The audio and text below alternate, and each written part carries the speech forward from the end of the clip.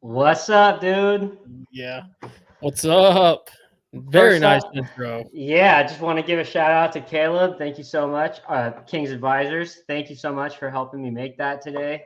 I am excited for this freaking episode tonight. Thanks, King Chris, and thanks everyone. Yeah, it was. I'm fucking really liking that intro. It was good. It was good shit. That drop though. That drop. Yeah, no, it gets me hyped. Yeah. So I know you feel the same, Star Wars Dog. Bob Lazar, this story is probably the most compelling that I've heard. Next to James Fravor and the Varginha case, this is probably up there as one of the most compelling, in my opinion. Yes, the Roswell event as well, but by far one of the most compelling and probably most consistent over all the years of being told. So, and there's a lot of weird area in there, and I'm looking forward to diving into it today. Right, this started around. This came out like late 1980s, correct? Or was it early 90s? 80s. It was 80s. 81 is when, or early 80s is when he was at the Los Alamos lab. Okay. And then I think 88, right there before the 90s, is when he got moved to S4. But yeah, let's just quickly break it down, and then we can talk about like what our opinions on it, our favorite parts. So this guy at like 20 years old takes a jet engine and puts it into his, I think it was like a Honda Civic. I think so too. Yeah. Yeah. So, and I think he's mainly that was his daily driver. Yeah, he's mainly into. Hey, what's up, Mattuine? He's mainly, I think, into what's it called? The combustion, like the science behind combustion and. Oh man, we both have a mental block right now. Yeah, propulsion expert. Propulsion, yes, that is it. That's what he's basically known for. So he starts working at Los Alamos, and that is actually don't where Los Alamos is in it's in Nevada, right? It's near Las Vegas. Believe so. No, I've never had to look that up. I'm not certain. Los Alamos. National Lab, New Mexico. Okay, so he starts out working there around his 20s. He then he moves to Las Vegas, and I forget, if I'm remembering correctly, while he was at Los Alamos, one of the guys that worked on the nuclear bomb ends up doing a talk at Los Alamos. He then meets the guy after the talk, chats with him, they kind of exchange contacts from what I remember. Bob Lazar moves to Las Vegas and gets this random call from the government talking about a job interview. He does the job interview, flies to the airport nearby, and they fly him into S4. And if you guys aren't familiar with Area S4, it's literally in the vicinity of Area 51. So the story he was telling was that bring that back up. Look at that. Oh shit. I didn't mean to drop it all the way out. No, you're fine. Because this just shows this is a 20-year-old fucking around. Mm-hmm. Like when I want to just be creative, I start painting or drawing. Messing around with some music. How dare you? Yeah, this dude puts a jet engine inside of a what is that? A Honda Accord? CRX, I think. Okay. So he ends up so he ends Must up be- at Area S4 doing basically. He said his first day was pretty much all paperwork, and they like he's not allowed to look at anything really, like touch anything. They're just explaining what he'll be doing. He gets introduced to his lab partner, and like one of the first things he starts working on is this reactor, and he explains it as half of a basketball on top of a plate, and inside there is a particle accelerator, is what he explains it as, using a fuel called element 115, and it's created. believed to be the fuel source. It The is, the only thing that makes sense to us. yeah, and it And he describes it creates its own atmospheric gravity, right, or just around this device. And yeah. what and according to him, that's what is used to charge this aircraft, a traditional saucer that can fly around. You know, it basically bends the gravity around the saucer itself.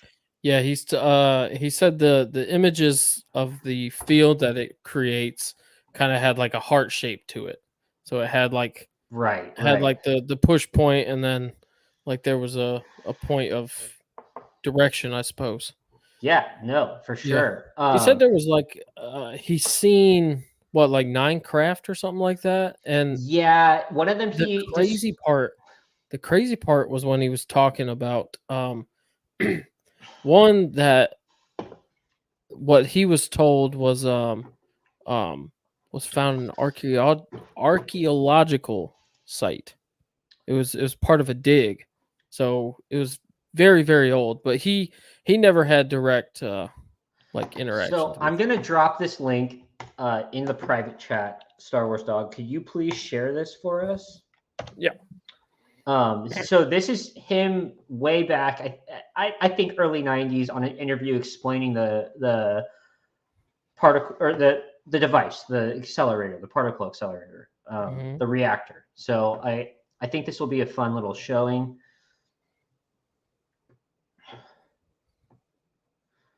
But yeah, you know, this one, and we'll get into why it's so compelling. It has to do with, you know, them trying to essentially cancel his whole history of life.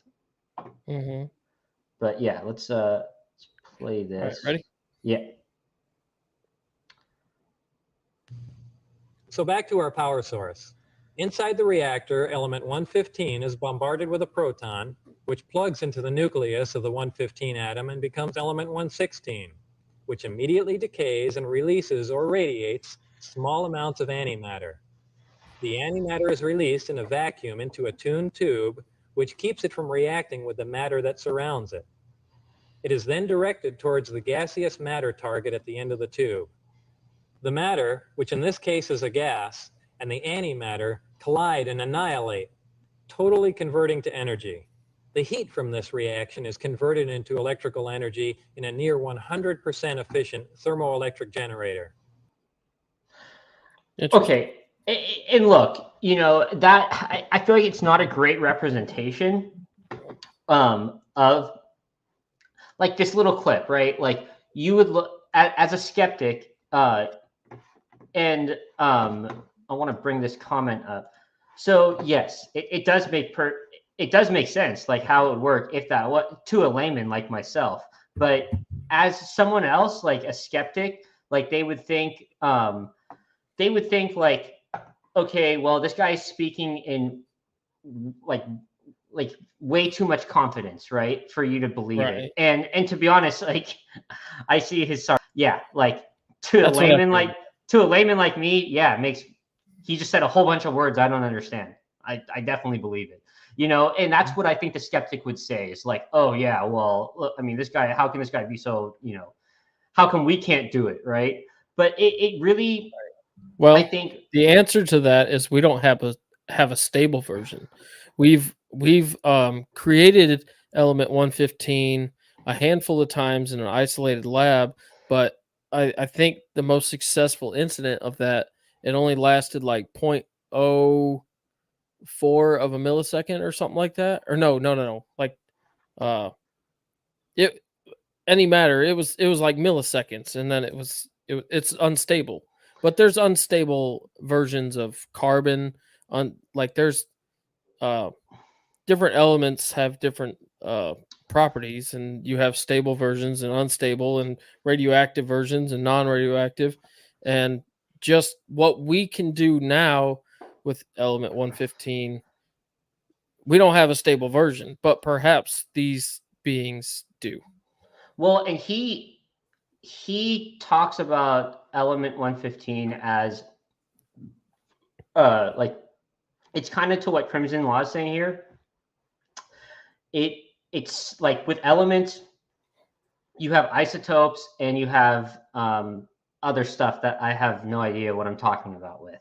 But he was basically explaining that it's like hydrogen. Like there are like 3 or 4 known types of hydrogen, and you know, not all of them are what we think of as hydrogen, right? But Right. like, Yep. you know, one of the most this is kind of what makes it a compelling story is the element 115 aspect, because of exactly what you were just saying. Like he was talking about this stuff prior to the date that we had this element synthesized as an unstable element, right? So it's very, it's kind of hard. Like how did he know, right? Like how did he know into the future that we were going to stabilize or, you know, synthesize this chemical? Right.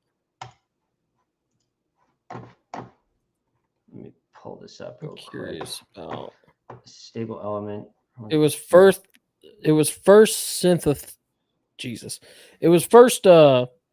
developed in 03 by a team of Russian and American scientists. Is when it was synthesized. Jesus, why is that so hard for me? I'm over here. I just actually want to quickly look up what he's talking about. Mm-hmm. So, island of stability in nuclear physics, the island of stability is a predicted set of isotopes of super heavy elements that may have considerably longer half-lives than known isotopes of these elements. It is predicted to appear as an island in the chart of nuclides, separated from known stable and long-lived primordial radionuclides. And that exactly is a whole bunch of words that I would not ever be able to pull out of my ass if we were talking about this. But that is essentially what Bob Lazar was talking about. Mm-hmm. So a couple more background pieces. When he was shortly after he was brought on, and with his lab partner Barry, he realizes that they tried to cut into this reactor, and he was never told if the guy died or not, but he thinks something horrific happened to the guy. That's right. Yeah. You remember that? And he's also so he said he worked at S4, you know, a division within Area 51 for around 6 months, and right around that sixth month marker, he's getting a little bit worried with his home life, his friends, and he goes, you know what, like before I get kicked out of here, I'm gonna like kind of show my friends. Yeah. And he brings them, like he knew what time people, like they were testing these devices. Well, let me preface this just a little bit. Go ahead. So so before this, he actually witnessed, or he claims to have witnessed actual flight simulations of this. And the one that he personally witnessed was a controlled flight where it lifted off the ground, did a left, right, up, down, and then set back down. Just a basic standard maneuver practice. And yes, yeah. And, well, no, you get what I was getting at, like the Tic Tac. Yeah. So, and that alone just was like that. it shouldn't be able to move like that. And the way that he described it is how you would watch a laser dance on the wall. Like it doesn't have anything that makes it go other than you moving it itself, but that's the way it behaves. It behaves as if it just goes. There's no resistance, there's no oomph, there's no propulsion, it just goes. So with that, he was also privy to the advanced maneuvering flight times, which usually happened on Wednesdays, which were the statistically the lowest amount of traffic in the immediate area, and they would generally do it at night, of course. So, like Damio was saying, at this point, stuff's starting to get fishy. They monitor his phones and all this, and his wife was kept in the dark because he's not even allowed to tell her. And yes, Ronnie, thank you. And it turns out they find out that his wife is having an affair, and because she thought he was having an affair because he was so secretive, Right? But they right. don't want somebody that has an unstable home life because that's a potential breakdown and security risk. So he then gathers a group of friends and says, "Hey, come on out here. I got something to show you." Well, quick correction. It was actually like everything you said is true, minus the fact that he actually started getting like a gut feeling, because I was listening to talk about this earlier today. He had a gut feeling that something is off. Like he doesn't know how long he's going to last here. He brings his friends out. They get caught in the middle of the night by Not the first time though. They got away with it a couple times. Sure. But I think he did say like second or third time he did this. He was sitting there and they started kind of talking shit and making like comments like, "Oh, I think it was along the lines of like, what if the government uses this to like blow things up or, other shit like that." And they noticed from like far out, like someone's like night vision scope drops on the ground and like rolls a few feet, and they look over, and then they get surrounded by a whole bunch of guards. Yeah. And then he said they were like joking at first, like they said, like the government people, like the government personnel working there was like, when we told you couldn't tell anyone, that means your family and your friends, right? And they were giggling about it, he said, but then they got like really serious, and they're like, then they played the recording of his wife's phone with the person he was cheating with. And that's when they told him, "Look, your wife's cheating on you. We're going to let you go," all of this other stuff. And before I move on with the story, I'm going to bring in our resident latecomer. Our resident latecomer. And I think, let's just play it. What's up, dude? What's up, man? Yeah, you guys. At least Damio knows why I wasn't on time, but yeah, no, I mean, yeah. I'm glad you can make it. Yeah, I'm just glad it wasn't more difficult than I thought it would be. No, you're fine, dude. Things just pop up and. Yeah, don't worry about it, bro. So we just ended at the part where Bob Lazar is being told, he got caught showing his friends the Element 115? No, the flight simulation, essentially. Okay. Or not simulation. I guess that's a the advanced flight tests. Yeah, flight tests. Wasn't he didn't he bring people out to like watch them? Yeah, exactly. Yeah. So moving forward, he's got all this terrible shit happening in his home life. His wife's cheating on him. He's kicked out of the program. We did kind of glance over this. No, Zobu's not getting probed. One of the things that went during the debriefing is that he read that this specific craft that he was studying and the reactor came from the solar system of oh, right. Alpha Centauri, right? No, it's Zeta Reticuli. and he doesn't know if it's true or not. It's a couple light years away from what I remember, but it's pretty interesting. And I think they didn't allow any of the scientific groups to talk to each other. Like he was on propulsion. There were probably other people dealing with the materials of what things were made of, and Zeta Reticuli is 39.17 light years away. so more than a couple light years. Yeah. It's but look, so they didn't let people talk to each other, which is a very like that's not the way you do science, like and so it already had issues. Yeah. And I personally think during the debriefing, and he even says this is that he thinks there was a level of misinformation being like put into this debriefing. Right. That you're reading like he was reading this thing where like some of the was being told that like it's from this planet, this craft was taken out from an archaeological dig, which means it's there ancient. was one from Antarctica or something. Yeah, and their like purpose is to be like a whistleblower tell. Well, like it's kind of like what who did it, basically. It's kind of like and that's what I'm getting at. It's kind of like how people like. I think that it's the same thing that's happening with how leaks are done. It's an anti-leak solution, right?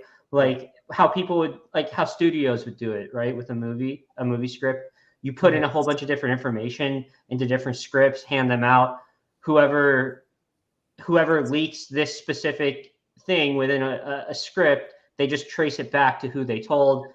You can then fire the people that told them, right? And that's what I think was happening. So I think you have to take it with a grain of salt.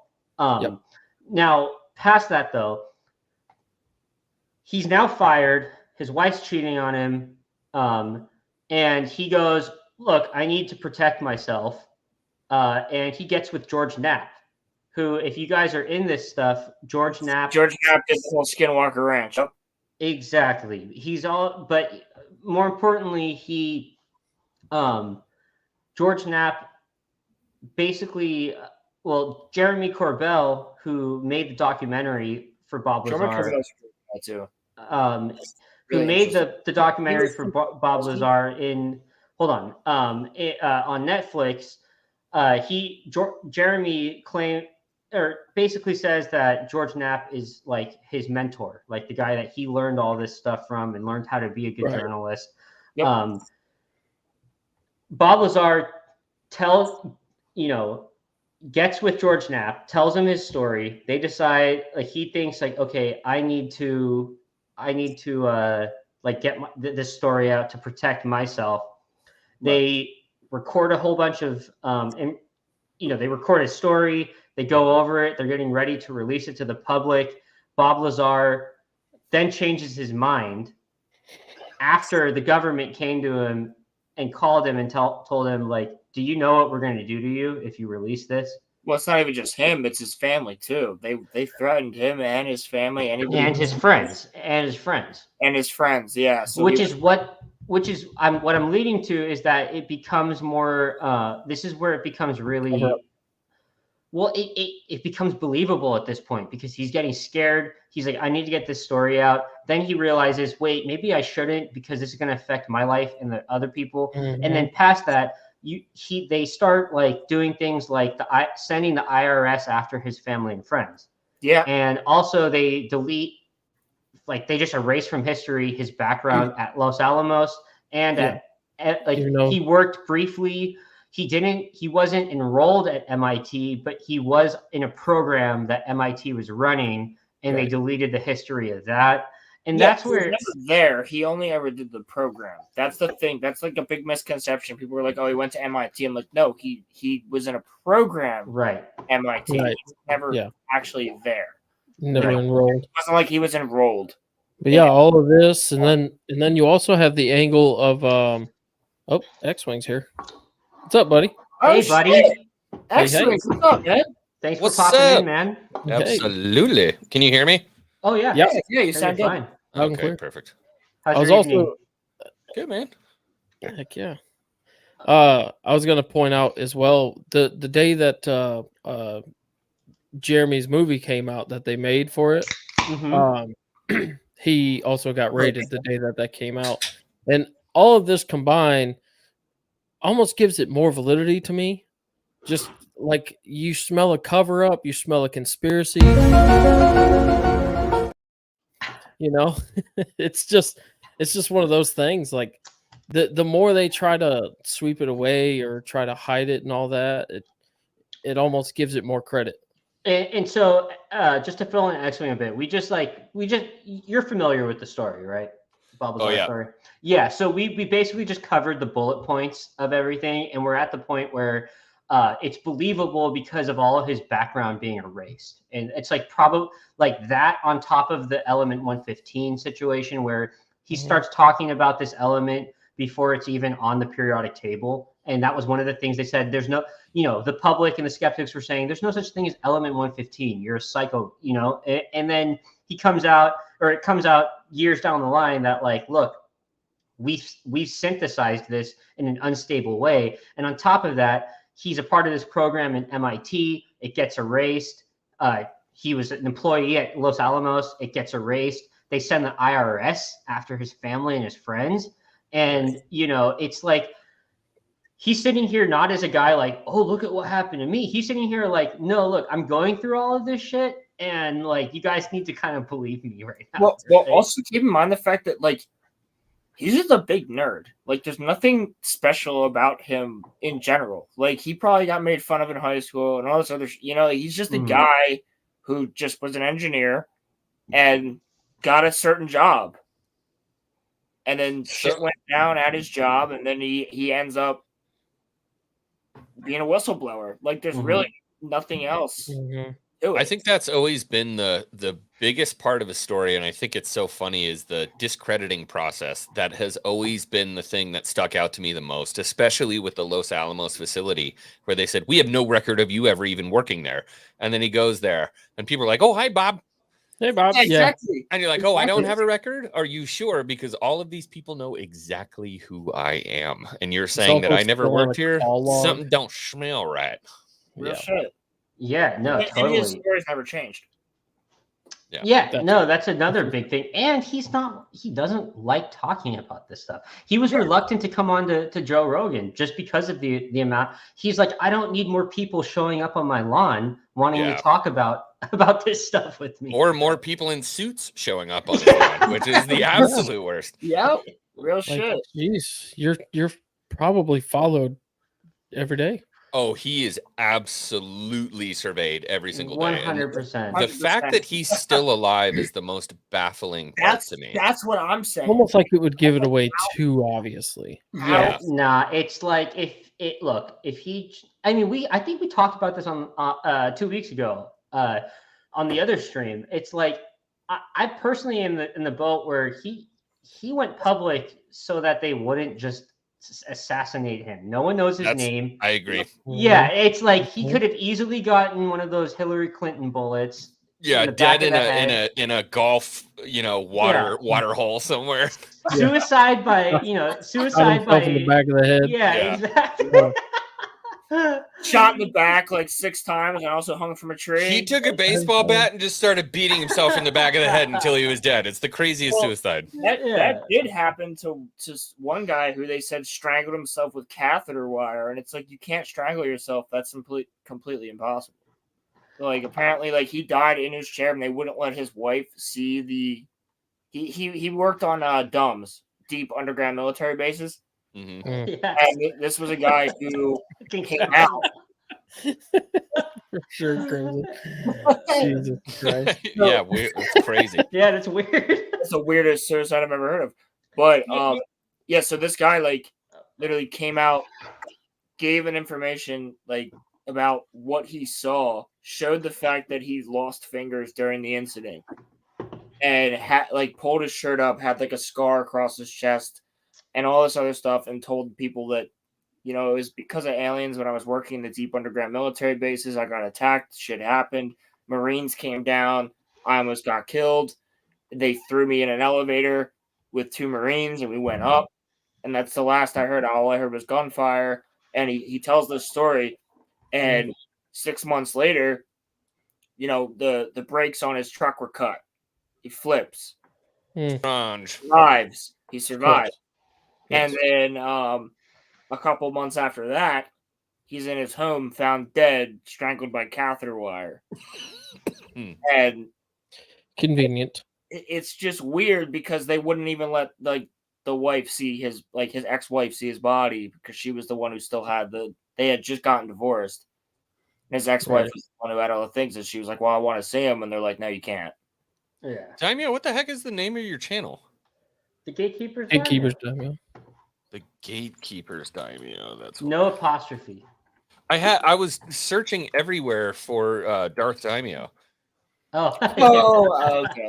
That's just Discord. Yeah, it's catching up to me. I kind of wanted to talk about his recollection of the inside of the craft, how everything looked like it was synthesized, and it was just one material, all rounded. Everything had a no 90-degree no angles. Yeah, no and it was weld. meant for something much smaller than a human. Oh yeah. Well, and during the test flights, they even say this thing's so small, the guy would have had to been sitting like cross-legged, and on top of that, they were saying there was no what's it called, like terminal, like there's no like keypads, nothing, like it's touchpad, just right. Well, and then you have this reactor. He said you had this reactor in the middle of this. There was a shell that you could open, and it would start to like emit the gravity waves or whatever it was. Well, and I want to talk about this craft too for a second, because during the flight tests, someone from outside of the craft was able to communicate through walkie-talkie into the craft, and Bob Lazar made the point that like, look, that's not possible. If you've got something that's creating gravity, that gravitational field, a radio signal should not be able to just like pass through it. Exactly. Well, didn't he also say that? Didn't he also say they were able to make it like when he went in there, he had to legitimately crouch to go in? Like he was like, he said he had to bend over. Well, that's what it was. But that's basically like if you're bending over like that, like you're basically like crouching in the place. So like they're obviously smaller. And he said there was no terminals, like you said, which means that it's some sort of touch. Well, so one thing I want your guys' opinions on is that he made this point that there were only two things that he understood within this craft. One of them being that there were like, cabinets is not the right word, but there were certain things within the craft that had an origami effect. Yeah, like compartments that you could like press a button or pull out, and it would like undo itself, and then you just push, and it like it folds back into itself. And then another one was almost child. Well, hold on. He said there was an archway within the craft that was almost like a cloaking device that we have now, where like it was transparent, but you could like walk past it and then see the formation of it. That's insane. I don't even know how to describe that. Like could you imagine just like actually being in his position? No, so that's the thing is like I've always considered myself a very creative person, but to just be able to blatantly speak about something and have it be as believable with as wild as it is, you're either one of the greatest storytellers in the world or you're telling the truth. And I'm going to tell you right now, Bob Lazar didn't come up through a creative storytelling career path or education. You know what I mean? Yeah. This was just a scientist who was an engineer who was tossed into this and came out of it alive, basically. Excellent. I want to touch on that because there is a level, like there's a point within science and art that kind of meet and collide. Like a scientist, I would they're think, the two languages of the universe. Of course they meet. But there's a so it took him creativity to be like, I'm gonna put a jet engine into a sedan. Right. Like who fucking comes up with that idea? And that is a very human way of thinking, right? But then when he goes around and he talks about the other stuff, you know, it's like I came and he's doing it as a human. Like, you know, I came in through here and I saw what I would consider an archway, and I saw this reactor where, you know, apparently multiple people had died getting too close to it, but you could expose this element and it reacted in a certain way. It's just the bottom. Look at this. Like, Yeah. With a jet engine. Hell yeah. this dude That's so badass. America. The bottom line is I don't see a reason why this dude has to lie. Like, he's intelligent. He's not profiting from any of this. No, there's zero reasons. Yeah. If he were going on, you know, Good Morning America and saying, "This is what I saw, you guys have to believe me," then I'd be like, all right, let's take a minute to think about this. But this guy's like, I don't know if I really want to tell people. I'm gonna be honest with you, because I don't want to die, because G-men are a real thing. Okay, so X-Wing, what believability on him having a little bit of the element 115 still? What do you think? So we have video of him using it, right? Have you ever seen that video? I actually haven't. Star Wars Dog, can you help us out and maybe find that? He's got a home video of him messing with 115. Yeah, maybe look up Bob Lazar. Home experiment. Yeah, home experiment, element 115. My big question would be if this thing is as volatile, or if it works the way it does, or, you know, if it has such significant properties and it's so unstable when it's lab created. How did he manage to get a chunk out of it and get it home? Is it liquid? Is it solid? Is it somewhere in between? Also, is it something radioactive? Just like a chisel? Like how radioactive is it? Right? It doesn't have to be radioactive. I don't believe that it is radioactive. It's more magnetic, and I would think it would have to deal with mass more than anything. Yeah, and apparently it is somewhere in between a liquid and a solid. But that's just so that would make sense, right? It would be somewhere between a liquid and a solid. You would be able to scoop and or dig a portion out of it, but the mass would be so heavy, heavy. Well, stable elements aren't radioactive, but remember, this is something that in lab creation was unstable, but in its pure form could be stable. Right. So, you know, like if you chip off a little bit of it and you put it in a tin can, maybe that thing weighs 50 pounds. You know, a gram of element 115 may weigh 50 pounds. So how much did he get out? How did he get it out? What were the tools he used to remove it? And how was he able to get it out of the base? Those are my big questions. And that's what I would ask Bob. I was listening to... That's such a good question. Okay, so I never thought of it that way. A few this is going to sound a little ADD for a second, but he talks about how this reactor is essentially free energy, something that we've all been looking for. And something he brings up is that whoever has this technology, they win. They win the game as a nation, right? So if you can, and I was listening to Lex Friedman and Elon Musk the other day, and Elon Musk was saying, like, owning the skies is something that no one has right now. All of our anti-air weapons can pretty much shoot down everything, like even to the top of the cream of the crop of like missiles and jets. We have anti-aircraft weapons to take those down. So no one owns the sky just yet. And you connect that to Bob Lazar, who's talking about how, like, if you have this technology, you win the game, right? Because if you could then reproduce that energy and you could create different weapons and ships with this, you could essentially take over anyone that you want. And gravity. I mean, we're still fighting air, which is the reason why we send missiles above the atmosphere, or, you know, stratosphere. Yeah, and then drop them down. Yeah, the supersonics is that we've been fighting air. But if you have control over gravity, which, you know, we've seen a lot of these videos of the Tic Tac, which with air resistance, they're going 500 miles an hour, stop and turn and go left at 500 miles an hour, which is impossible. You'd be jello. Right? Yeah, like it's absolutely impossible. If you have an element that's able to negate all of that, there's no missile in the world unless it was using the system that they have on the front of it, call it, element 115 guidance system that can basically move this thing across the planet immediately and drop it on a target within a pinhead. Right. You can't fight that. There's no way to fight that. So yeah, I 100% believe that if you have essentially something that negates all of the forces of the earth to drop munitions somewhere, you've won. Well, and where I'm going with that is it shows the level of top secrecy that he's talking about, because he says, like, look,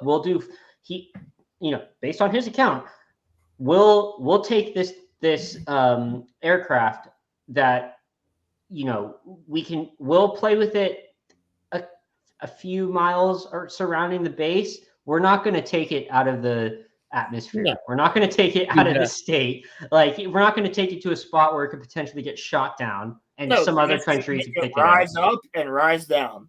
And like a few other things. And to be honest, the craft that he was talking about, he said it was close to silent. Like, when it lifts off, it makes this like small little whistle or a hum, and then it is completely silent, and it does the same thing the Tic Tac does, where it's making a cross formation, but like on a way faster level, where it looks like it's vibrating. Which that whistle and hum corroborates with the kids in Africa, right? It does. Like a whistle sound. And that's kind of what I was alluding to. And question, Damiel, do you remember the Glock? No. So the Glock was what the Nazis created, and they said it means the bell. And the Glock, there was actual Nazi papers talking about the fact that they had this thing they were working on that could float, and it makes me question as to why. I don't believe it fully, but if Bob Lazar literally is talking about what they were talking about back in the 1940s. Mm-hmm. Do you think the Nazis possibly had a craft that they were back in? Oh, 1,000%. I do. That's what I think. Yeah, I think it's stupid to think that the only country in the world that has any of this technology in their hands is the United States. Russia does as well. But here's the thing. We have the money and the scientists to get ahead of them. It's the same thing as nuclear technology. Pause. Same thing. And where did we get a lot of this nuclear technology? Through the Manhattan Project. And it's pretty much known that it's a dirty thing, but the U.S. did take a lot of Operation scientists. Well, hold on, a lot of scientists from Nazi the programs, Nazis. yes. Yeah, and we had rocket scientists like crazy coming. So how do we know that there also didn't that program didn't come with a handful of legitimate? I think 100% it did. Yeah, right. Yeah. Look, I'm still convinced. Hydra vibes. I'm still convinced that Hitler spent the rest of his days sun-filled on a beach somewhere around Brazil or Chile. I'm still convinced. I'm still convinced. There is a full-blown colony of white, blue-eyed people in the middle of South America. And people are like, wait, I'm sorry, what's their native tongue? They're like, oh, it's German. And they're like, wait, okay. You're telling me there's an entire population of people in South America that somehow started a little neighborhood in 1945, 1946.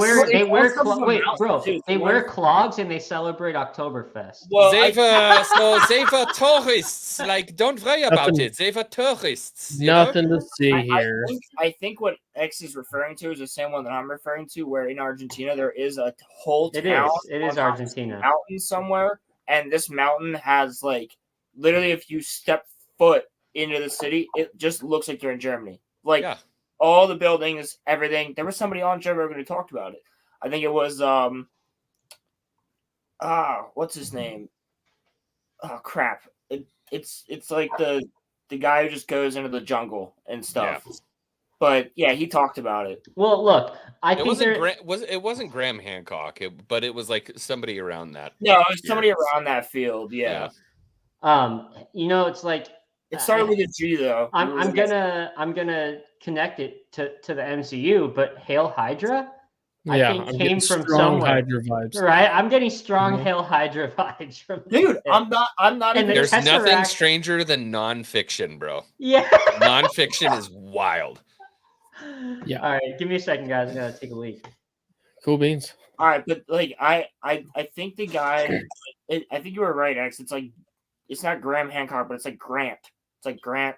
Yeah, I don't remember. I'd have to look it up again. He was on Joe Rogan as well talking about Yeah, it. he was on there a couple times. Yeah. What's he known for? What is it? He went to a German city that was in the middle of Argentina. He does a lot of stuff in Argentina. All right. This was one of the It was an older one. It was like from a year or two. yeah, but this is one of the I think he's one of the Grant SEALs. Gustin. I think that. Wait, no. Is that a name is that a meme or is he being serious? It might be Grant Gustin. What was the Olmecs? It's not the Asian dude. It's not Cho. No, it was one of the SEALs. Like he went down there. He went to South America and he saw the colony. Yeah. Tim Kennedy. Oh, Graham Hancock is Roman. I'm glad you're watching Graham Hancock because he's awesome. You got to watch. I love Graham Hancock. You got to watch. Although Everything his with latest him and the episode- younger Dryas and all that stuff Yeah. is just like, oh my god, it's X, wild.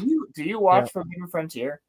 It was so the reason I got into Graham Hancock was because of the Rogan podcast, and then Same. Netflix put out a whole special with Graham Hancock. Yeah, and it's so good. he explains everything where he's like, I've been shut out from the educational community Yep. completely. Well, look, I think it's a good sign to show when you're putting out different what they like to call a pseudo archaeology. Yeah. And then all of a sudden you get called a racist, a bigot. Mhm. They all just this called a other white stuff. supremacist. That's what it was. They called him a white Tagline supremacist. words. Wait, seriously? Yeah, Yeah, they called him a he's white been Yeah. attacked. And not only that, Egypt, like the government of Egypt, has outlawed him or Yep. prohibited him from going to Egypt right now. Like he's Big not red allowed. flag. He's not Yeah. allowed in Egypt. Big Yep. red flag. Why? Big red flag. Well, What do you think, Antonio? well, and for one of the reasons, it was specifically because he like outwardly asked, where do the caverns beneath the Sphinx lead to? And they have it blocked off to the public. They haven't sent scientists down there, as we know, or archaeologists. And he asked, like, what is going on beneath the Sphinx? We know, like, we've done LiDAR testing. We know that there are caverns below, and there's a stairwell and a door leading down below the Sphinx. What's down there? And they were pretty much like, nah, you're not allowed in Egypt anymore. Well, it's Sorry. the same thing with the pyramids because they discovered this massive cavern that was pyramid shaped in the center, like a pyramidal, like in the center. The Great Pyramid. Well, the great throne room of the pharaoh. They found another. So that, first of all, the throne room of the pharaoh has. It wasn't always the throne room, and they weren't able to get into there. And they keep changing the history of what that thing is. They finally got up there, and they're like, "Oh, this is a throne room." They found another throne room above that. Yeah. Really? Yeah, that they know there's an open space. They haven't been up there yet. They That's don't what I'm know what's up talking about. there. Nope. And it's like That's there what are so they're many saying. passageways within the pyramids, and I don't know how we got onto the pyramids, but yeah, it really shows that like we as a civilization still do not understand a lot of this ancient archaeology. I don't think it's Bro, proven we yet. don't know half the shit about the ocean at this point. No, Yeah. we know nothing about the ocean, man. Like, as So I can tell you straight up, as someone who's literally learning this in school, like we know nothing about the ocean. Like they're A resident fish expert. So I kind of love that because, at least what you can observe in the ocean nowadays would be considered like real-time knowledge. But so much of what might have been done in the past is lost to history. Who knows? Yep. Who the hell knows? I mean, Mount Cataclysm. Rushmore was a pretty gnarly accomplishment for humans, right? Yep. And you know what I would like to say on that Point point? of the pyramids, though. Look, say we all die out for whatever reason. In 300 years, the only things standing right now are going to be the pyramids and Mount Rushmore and other stone buildings. Maybe the Hoover Dam. And actually, that was one that they said we're going to Washington's have monument, Lincoln's Yeah. monument. anything Did you built out know- of stone, right? Interesting fact about the Hoover Dam. Did you know that they actually time-stamped it in a way that future civilizations may be able to understand? They actually carved in a celestial map, basically. So like if you're later on in the future, you could actually date it, which is also a theory with the Sphinx, that perhaps it was built in a certain time period that it was facing Leo, the constellation of Yeah. Leo. Yeah, I heard about Not that. not only that, the Göbekli Tepe that we talked about a Yeah, few go weeks back to ago. that because the same They thing. these things are lining up with the constellations. And how are a group of people that are supposed to be hunter gatherers able to know like exactly the proportions of where planets are aligned? And not only that, in South America, in Mexico, on these pyramids, they had stone pools built at the top of these pyramids that if you fill them with water, you can rotate them and you can pinpoint and see a projection or a mirror image of constellations. Why would you need a pool where you can track constellations for a civilization? See, that one, well, they already built a pyramid, first off, which is that's not a hunter-gatherer colony at that point. There's some clearly advanced ideology there. But I would say, anything when it comes to the stars in relation to the stars, anything like that, that was one constant. There was always a constant. So the sun, well, I mean, it would change just the same as the sun, but I mean, those were your markers for time, for direction, for everything. It was a constant. And when you don't have fucking Apple TV or anything like that, you start to pay attention to shit like that. Oh, it's the night sky. Look, there's that guy who looks like a Spartan warrior. Yeah, there's Scorpio, there's Sagittarius. Yeah. Also, that's not to just a mention, little easier light to explain for pollution me. probably wasn't a thing either. Yeah. We currently don't see half as much as what our ancestors would have. Yeah. No, yeah, because we have light pollution. Yeah, exactly. So let's maybe look at. I haven't read this yet. Oh, this one's fun. Weird question, but you guys believe there will be civilization after us? Like the current human race will die out, and there will be a human race who thinks we were advanced. Just a thought. Yeah, dude, Younger Dryas 2.0, baby. Yeah, right. Exactly. You can take this one. Yeah. Yeah, I think I have a very strong feeling that's exactly what happened, but it was different, right? It's going to be different in every chapter. Star Wars, the original trilogy was very different from Star Wars, the prequel trilogy, and yet there were very much common themes, a lot of the same things. So I think that's most likely in my brain, and it's speculation at this point. I think that's what happened. I think they were advanced in different ways than we were advanced. Yes, we advanced in a direction that took that really took a lot from electricity. So we love our electricity. We like our screens and we like our phones and we, all that different kind of shit. Their advancement may have been far more in the way of building. So they took much more in the advancement of building with crude tools than we could ever with our advanced electrical tools. Well, and what I want to point out right there is we don't know that they were crude they could just have a different form of technology. They could have used power through water or something like that. So there are a lot of stones. I subscribe to the vibrations. So I do too. And vibration could also be shown as through water pressure and whatnot. But look, they've found in Egypt and in Göbekli Tepe, there are legitimate saw marks. Okay. And not only that, drill marks too.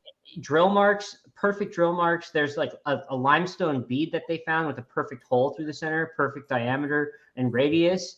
And you can't get that without oh, what's up, Trunk? Hey Jay. And when is Thanksgiving? But another thing I want to talk about is there's an area in Alaska called the Boneyard where they're finding way up north in the Americas skeletons and of animals that should not be in Alaska around that time. Mummified, yeah. Yeah. They're finding short-faced bears. They're finding Cats. tusks that Yeah. aren't like. And where I wanted to connect this to the saw cuts is that some of these tusks that they're finding are straight cut, like through the top. Yeah. Really? And it looks like Yeah. they're digging bone marrow out of the tusk. So and you're sitting here thinking like, first of all, that animal shouldn't be there. Second of all, how does that tusk have a straight line cut through it? It didn't get ripped off. Like, So this is where Yeah. the conversation gets really fun, because Jay's here and we're Bible buddies. This is where the religion and the science the now Great start. Flood. They start butting heads, right? The Because Great the Younger Flood. Dryas, the flood, everything that happened, all of a sudden this story that we all know to be true through Yeah. science, because this is the way that happened, it starts to take a little bit of a backseat because maybe we don't exactly understand what happened. And now all of a sudden these things that aren't supposed to be there are popping up. Well, And you're like- look, I would like Yeah. you. I was raised. I think I'm correct. I was raised Catholic. You as well, right? X-wing. So Yeah, me too. I've been taught the Great Flood story as since I was a little baby, and only now there was a time where I wandered from this religious stuff, but like now that I'm starting to really think about it, like when you look down to the facts, it's the Bible was written by humans, and that doesn't necessarily mean that it's not true. And you can think about the spiritual stuff all you want, but when you have legitimate like evidence that written history. written history that there was stuff in places that shouldn't be, and on top of that, you have geological evidence of floods like the Younger Dryas. It kind of proves to show there could very well have been a great flood, right? That pushed Yeah. a bunch of these animals. Well, not into only- one. Many not only, cultures. not have- only the, I was going to say, not only the Bible, but multiple Many. cultures all talk about, a city of Great flood. Atlantis, these cities Atlantis. that were, a great flood Yes. that came in, all these different things. A guy built a big ass boat to save as many species as he could. And my mind immediately goes to where are the most densely populated areas in modern civilization and culture? It's on the coastline. And if there's a rapid Sir. increase of sea level within a span of 2 weeks of 400 feet, those cities are gone and Yeah. pulverized. And another thing too that I was going to say earlier, if they were, more advanced than we could possibly think of right now, like even us in 10,000 years, there's no evidence of this. There's no evidence Exactly. of this whole setup here. You'll have crude evidence of some stone stuff that gets left behind. Yeah, so I subscribe more to the point that Atlantis was past the Mediterranean. It was out. Like I know there's some people that say that it might have been in the Sahara or like in the desert somewhere. but- Ahara. You said it's so zesty, bro. That was so zesty. but like people have said it's like in the desert and it got wiped over. No, like the Sahara itself was a different, like it was a inland sea at one point, but it was an inland sea in my personal opinion because it got flooded. Well, that was like millions of years ago when it was an ocean. Now, Yeah. the last time it was a lush forestry, recent science has actually found that to be about 5,000 years ago is the last time it was actually lush and green. So I want to share my screen real quick. X-Wing. So you haven't seen the boneyard at all, right? You don't know about this stuff, Oh, this stuff's wild, man. dude. So they're digging I've out. seen a couple what you would call like a calved iceberg or something like that, where a sheet falls Whoa. off and there's literally almost buildings inside the ice. Well, okay. So they're covering. Wait, I want to up- see that beach again. Man, Yeah, oh, the beach. I didn't. I don't know if that's The part. third one. Yeah, that one too. I don't know if Jeez. this is part of it, but so man, I wish. Okay, I wish I could find a better one. Boneyard, Alaska. So this guy has a 6-acre plot of land in Alaska where they're spraying water at the permafrost and uncovering full size skeletons, not just a bone here and there. Like they're uncovering. Look at that one with the blue sky. It's like second row, 5 over. Look at the tusk. One more to the right. Look at the tusks on that thing. Oh, one back. Wait. Where they're hoisting it by cranes. Yeah, bro. My God. Yeah, they are finding this shit, dude. That thing is insane. That is a massive mammoth, and that's almost like a mastodon. That's a mastodon. That's not a mammoth. That's a mastodon. Wow. Mastodon's tusks go backwards. Right, mammoths go forwards. Let me find something. My interesting question is always like, how does this tie in to the written, call it the lore, whatever, call it whatever you want to call it, with the Bible, like what does any of this mean? What kind of world existed there, in the pre? Well, look, so we know. I'm not convinced yet that science and anthropology and history have gotten it correct yet. Like, I think they're not at odds. They just haven't figured out how to be harmonious yet. Well, look, you have it's being pushed back more and more and more. Like, you have a civilization like Göbekli Tepe being found, where this was found at the boneyard. That's something else. Dude, this is crazy. Yeah, but where I was going with this is that, like, look, it's back at the time, right, where civilization should not be at the point where you can carve stone out of bedrock, right? Like, you can't do that with a bronze tool, right? Like, you can't do that. Like, you're going into bedrock. Like, there's something else. And the scoops at the obelisk quarry are just that wasn't pounding a stone of diorite to chisel that out. Like, please get out of here. No that way. is not what that was. I can tell you right now that that's not possible for them to do with chisels. It takes. I think they were changing the molecular composition of the sandstone and scooping it away. Basically, they had a way of turning it to sand. We can't even do that now. So and so precise too. How is it so precise? Like, dude, I can't tell you. Because even if you like modern day stone masonry and stuff, even if you take a stone and you chisel, set wedge, it is not a clean break. And it is no guarantee that it's going to be. These are perfectly straight. And that's why I'm saying it can't be water. It can't be water. That's why I'm more in the camp of if they found a way to use vibrations or something, because some kind of sonic energy. Yeah, because it's nearly impossible to have water go one direction and make something flat. Like, and it wasn't heated. You can. No, it wasn't heated. No, that's the other thing. It wasn't heated at all.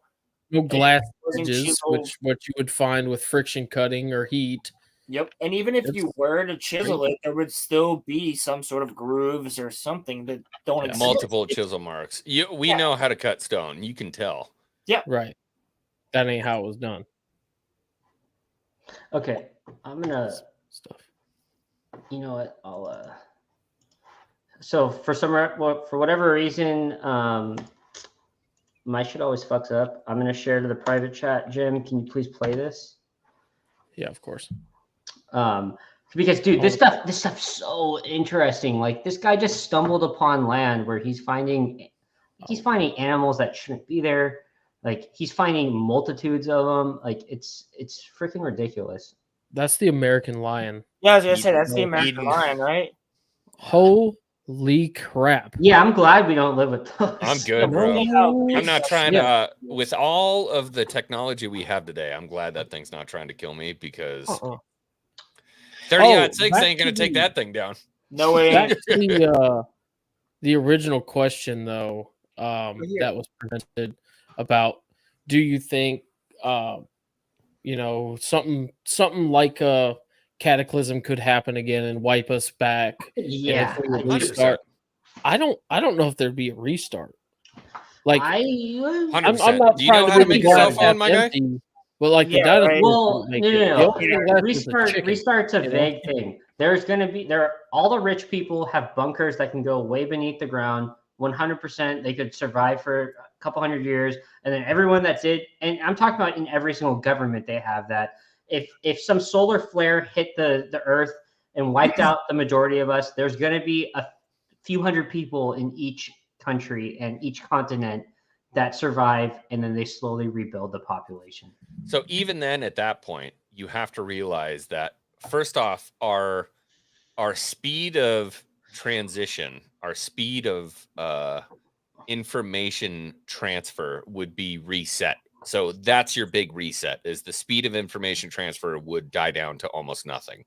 Beyond that, all of the scientists and the incredible people that you saved that were so good at what they do, all of their shit gets reset too, because now their access to the what's the word I'm looking for? Materials that they would have used to actually execute their knowledge would be gone as well. So it's 100% a reset, because all you have an existing base of knowledge, true. But having said that, it's going to go down to, imagine a PhD graduate from, MIT in electrical engineering. The world gets reset to nothing. Now we're like, holy shit, how do we eat? Right? Now, all of a sudden, grandpa talking about neutrons doesn't become all that fucking important, because what the hell is a neutron? I'm hungry, But Yep. Uncle Bob over there, he knows how to hunt and he knows how to build a hut. I'm going to listen to that guy. So that knowledge, I think, in a big reset really dies down. I think you carry some of that knowledge through, but if you're going to tell me 25 years after a mass extinction event for human beings that somebody's going to remember logarithms, I highly doubt that. Because your priorities are more reset than the knowledge. Well, but it goes to show that like the technology and understanding that we have today was obviously different, because we can't build things like pyramids, and we still can't shape stone the way that the ancients have yet today. So it would just reset in the sense that like we might not go back to these theories and these complex mathematical Right. That's essentially where I'm going with it. Well, I think you guys are both right, because like if you like what X-Wing said, your knowledge without the tools to actually execute said knowledge are going to be useless. Whereas, like he said, like the guy who knows how to hunt, the guy who knows how to build, it's almost like the South Park episode where they're like, no one knows how to do anything, even though they're lawyers, doctors, and so that's kind of Graham Hancock's point too, is that survivors from these more advanced civilizations went and found these more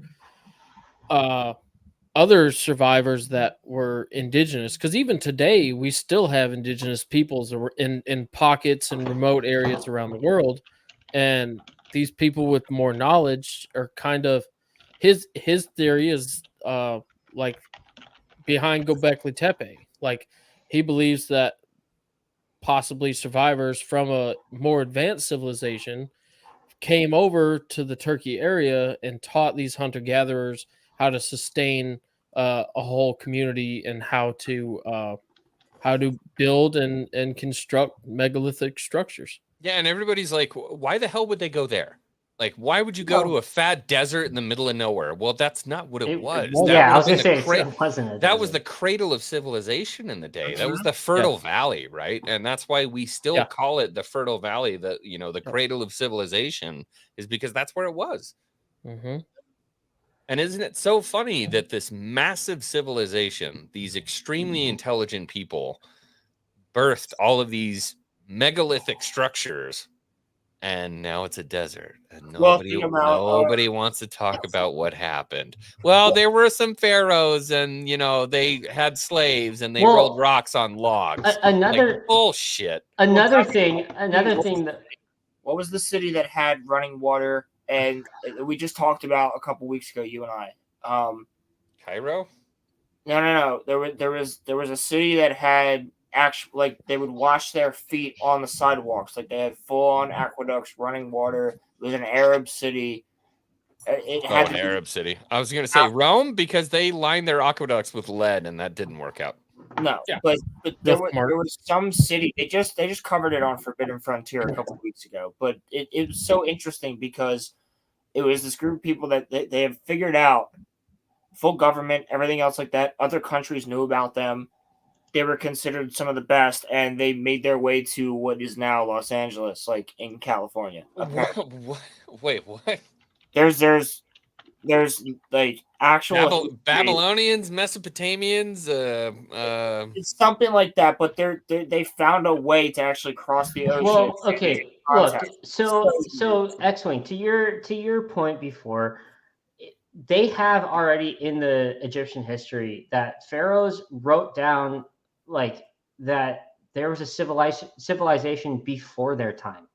So like they Right. and we as a civilization like to say that they were the first like real like modern civilization that brought everything together. But we have clear evidence right now that there was something before that happened, and Yeah. they basically took that civilization and tried to replicate it. And who knows, there could have been a war that like the victor just like decided to burn everything, or like all the evidence of that civilization prior was we destroyed. may have destroyed ourselves just the same as we're looking at doing now. That's right? That's what I'm saying. So, Star Wars Doc, did you get my last message in private chat? If you could pull up that video, because I before we get too far off topic, start it at 3:43, because I see the video in the background. Because I want to show X-Wing this since he hasn't seen this, because this shit's fucking crazy, dude. I just think it is kind of funny that like people in South America would build pyramids like this is how we should do stuff, and people all the way on the other side of the world were like, we should build pyramids. That's like if it was me and it was 900 BC, I'm like, we should build a square. I think a square is how we do houses. You know what I mean? Yeah. Well, those didn't last. They probably did, but those didn't last. Yeah, who knows? So I'm the guy forgotten by history. So real quick, this is the guy. This is the guy that he started out as a gold miner, ended up buying this land. He found one tusk, and then sends out his main worker and was like, "Go find me a tusk." And an hour later, found him another tusk, and then he's like, "Let's start excavating this plot of land."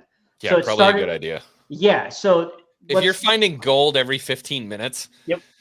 And he still was finding gold, but he was also finding a whole bunch of fucking. I meant archaeological gold. But yeah. But both. But yeah, go ahead. Before you start it, you have to remember that he did give some of said area to, he didn't sell the area itself, but he allowed certain museums to come and check out the area. He owns the land. He didn't sell any land. That's what I'm saying. He didn't sell any land, but he allowed people to come onto it. Sure. And he said that he gave some tusks and artifacts and things like that to museums, and they're never seen again. Sure. Yeah. Well, we'll get into that after the video. Go on. Oh wait, I don't hear anything. Oh, you know what? I'm sorry. Your audio. Yep. Let me fix that. I forgot I had it open for the other stuff. Okay, here we go. Let me back it back up. Boom. Closing it down and pulling it. So the stench is literally like this ancient rotting biological material. It stinks. Wow. It's organic. But it's been frozen forever. Thousands, 20,000 years, 30,000 years, 50,000. So this is you with the hose spraying it onto the side of this wall. So the way you do it is you just spray the side of the hydro mining. What would you call that hill? Yeah. It's a muck bench. A muck bench. Yes, sir. So you spray that until you see something poking through? Yes, sir.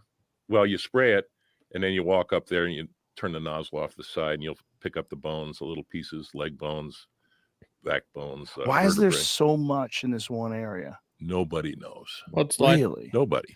Well, that's what's so crazy. Like when I watched the documentary on your place, when you show this giant room where you have all these buckets of femurs and skulls and tusks, and you have those paleontologists who are just like, they can't even believe what they're seeing. Yeah, that's because a lot of those animals, they say, never lived up there during the Ice Age. Okay, you can pause there. So when they see it, so I think X-Wing, you should look into that, into this podcast specifically with John Reeves. It's fucking so interesting, dude. Now, what Rollo was talking about before was that in 1920, the land that was owned previously, before John Reeves bought it, they found a portion of these mammoth bones and whatnot, a whole bunch of them, brought them down to the Smithsonian in New York. Right? It's right? The Smithsonian's around New York, correct? No, it was the Natural History. No, that's DC. Okay. Well, The Smithsonian is DC. Regardless, sends them down to Maybe. he sends a whole bunch of the previous owners send all these bones down there. They didn't know, like, I don't know what happened. I forget the story, but they couldn't ship them back all the way up to Alaska, so they dumped them out into the river. And people found them. People have been finding them. Well, yeah, because of this guy, because John Reeves is like, yeah, there was a gold rush. Yeah, not really. He said, I want to make a bone rush. And so now people today are diving down in the river in New York and are finding these massive in the Hudson, massive tusks in the Hudson. And they're going for like, if you can find a full one, like $1 million. Like, so much money. But it's just funny. It's like here back in 1920, they're like, just toss them in the river. Yeah, they had so much of it. Yeah. Bunch of cow bones. When was the first? When was the first? The first fossil was a. It was one of the undersea reptiles. It was not a Archy something or something like that. ARCH, whatever. But it was the one that looks like a dolphin almost, and you see it in like almost everything. It wasn't a mosasaur, but archaeosaur or whatever. But this woman found it. This young girl was walking on the beach, and she found, after a storm, it had eroded the rock, and she saw this skeleton in the rock, and that's the first fossil they ever found. That was around the 1920s, if I'm not mistaken. So that was when paleontology really became a thing, because they were like, what the hell is this? So they didn't even know what they were really digging up. So they were like, well, screw this stuff. Let's just toss it in the river. Like they still, at that point, paleontology wasn't a real science. Well, beyond that, something I can relate to, and this stuff happens all the time. In Nevada, they were digging sludge out of this mine constantly, over and over again, over and over again. It was this mud. They didn't know what the hell it was. Turns out, pure fucking silver. And they were throwing it in the river. They're like, just screw this sludge. They were throwing it. It was pure silver from the mines. So a lot of times we pull stuff out of the ground, we don't really know what it was. But exactly. Yeah, by the way, Nevada funded the North for the Civil War. I don't know if anybody knows. I know that, yeah. That's why we're the battle-born state. Yep. Well, look, gentlemen, I think we've gone down the rabbit hole on pretty much everything. We started out with Bob Lazar and ended up with Younger Dryas and whatnot. That's what a good conversation is, Daimyo. 100%. You fostered that. 100%. I love this shit. I thank you everyone in chat for showing up. We'll see you guys next week. Is with Alexander the Great and Sundowners Club and Caleb and Star Wars Dog. I hope to see you all there, and thank you for showing up. This is always a great time. Have a good night, guys. Yes, sir. See you later, everybody.